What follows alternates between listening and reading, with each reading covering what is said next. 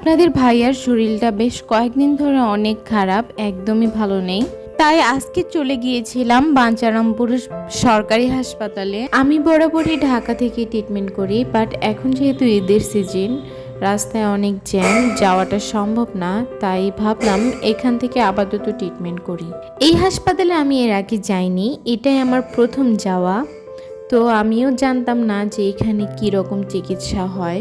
কোনো প্রাইভেট হাসপাতালে না গিয়ে সরকারি হাসপাতালে যাওয়ার কারণ একটাই, কারণ আমার এরকম ধারণা ছিল যে প্রাইভেট হাসপাতালগুলোতে তো টাকা খাইয়ে চাকরি নেওয়া যায়, বাট সরকারি হাসপাতালেতেও যোগ্যতা ছাড়া চাকরি দেয় না। জাস্ট এই কারণেই কিন্তু সরকারি হাসপাতালে গিয়েছিলাম।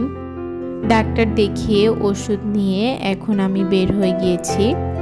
আর হাসপাতালের গেটেই এই ফুচকা মামাটা বসেছিল, সাথে ঝালমুড়িও ছিল।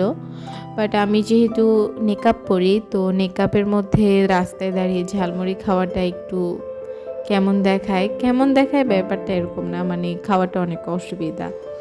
এ কারণে আমি ফুচকা খেলাম, আড়ালে গিয়ে খাওয়ার সুযোগ ছিল, এই জন্য ফুচকা নিয়েছি। ফুচকাটা বেশ মজাই ছিল, আপনারা যারা বাঞ্ছারামপুরের আছেন তারা টেস্ট করে দেখতে পারেন।